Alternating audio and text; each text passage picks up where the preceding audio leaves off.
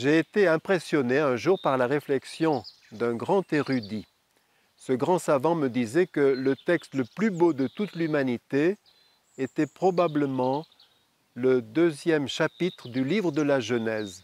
Parce que, me disait-il, un enfant de 6 ans à qui on le raconte peut déjà comprendre beaucoup de choses et il nourrit encore la réflexion de grands philosophes. Alors parcourons ce petit récit. Il commence ainsi. Quand le Seigneur Dieu créa le ciel et la terre, il n'y avait rien, mais un petit filet d'eau arrosait la surface du sol. Et comme il y a de l'eau et de la terre, probablement un peu argileuse, le bon Dieu peut se faire potier sculpteur. Et il se met à sculpter dans l'argile l'homme, Adam, le terreux. J'ai un frère qui est sculpteur et quand il nous offre une statue, on voit qu'il a mis beaucoup de lui-même dans cette statue, non seulement de sa force physique, non seulement de son savoir-faire, de sa transpiration, mais aussi de sa façon d'envisager l'animal ou la vie. Ça veut dire que Dieu a mis beaucoup de lui-même en l'homme. Notre papa aimait plaisanter en disant que le bon Dieu, une fois qu'il a eu fait l'homme, l'a laissé sécher un petit peu au soleil, mais il était impatient de continuer. Alors il est venu toucher pour voir si c'était sec. Ça n'était pas assez sec, d'où le nombril. Le nombril, ce serait donc le doigt de Dieu. C'est fantaisiste, mais encore une fois, ça nous dit que nous sommes vraiment à son image et à sa ressemblance. Après cela, Dieu insuffle son haleine de vie en l'homme et l'homme devient un être vivant.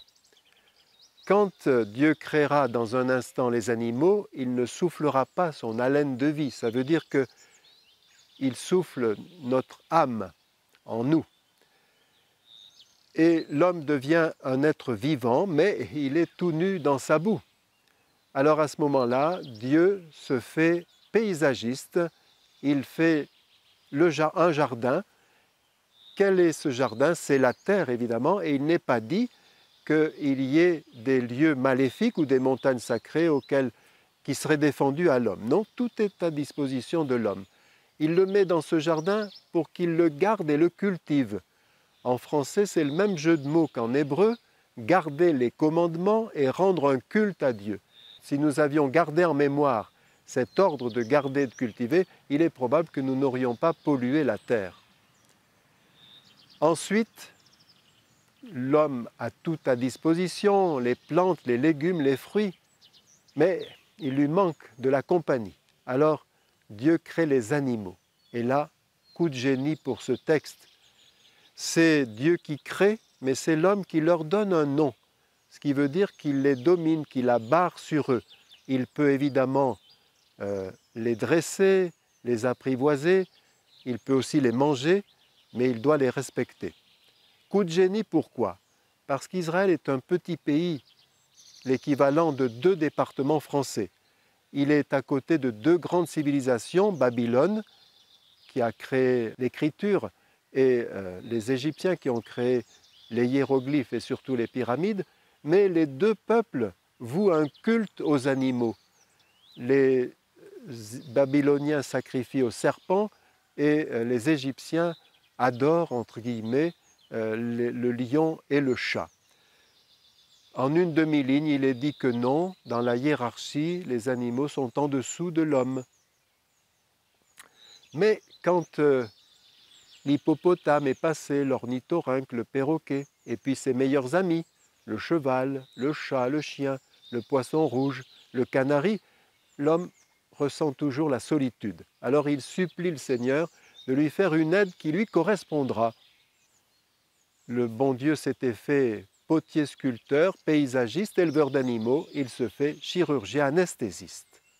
Il fait sombrer l'homme dans un sommeil mystérieux et pendant son sommeil, il prend de la chair de son côté, la fameuse côte d'Adam, et il en fait la femme. Et quand l'homme se réveille, il s'écrie émerveillé, ce coup-ci, c'est l'os de mes os et la chair de ma chair, elle s'appellera Ève, la vivante celle-ci. C'est absolument extraordinaire. Pourquoi? Parce que dans toutes les civilisations, le mariage consiste à aller chercher pour un garçon de la tribu, une femme, avec le système de dot, pour agrandir la tribu du garçon. Alors que là, l'homme n'est strictement pour rien dans le choix de son épouse. Il la reçoit, il ne la prend pas, il la reçoit de Dieu. Heureux les fiancés, heureux les couples qui vivent dans cet esprit-là. Il a fallu au bon Dieu des générations et des générations pour que cette beauté, pour que cette merveille me tombe dans les bras. Et il faut que chacun d'eux puisse dire aussi « Je suis le plus beau cadeau que Dieu pouvait te faire ». Voilà pourquoi aux enfants et aux collégiens, nous essayons de faire découvrir l'estime de soi-même, la confiance en eux. Les Juifs ont de beaux commentaires. Ils disent par exemple, pourquoi la femme a-t-elle été créée à partir du côté de l'homme? Elle n'a pas été créée à partir de ses pieds pour qu'elle soit son esclave. Elle n'a pas été créée à partir de sa tête pour qu'il la domine, mais à partir de son côté pour qu'elle reste près de son cœur. Et un commentaire juif dit que lorsque Dieu crée, lorsqu'il y a formation d'un couple, c'est une œuvre de création. À partir de deux personnes, Dieu fait un nous tout à fait singulier qui n'a jamais existé avant et qui n'existera jamais. Ce nous est tout à fait particulier. Le texte se termine ainsi. L'homme quittera son père et sa mère, il s'attachera à sa femme et tous deux ne feront plus qu'un. Qu'est-ce que l'unité? Ça n'est pas l'anthropophagie, vous savez, l'un qui a absorbé l'autre. Chesterton disait, le jour de leur mariage, les deux sont devenus un, mais lequel? Une amie malicieuse qui connaît le mot de Chesterton dit « J'aimerais bien qu'on fasse un peu moi à son mari ».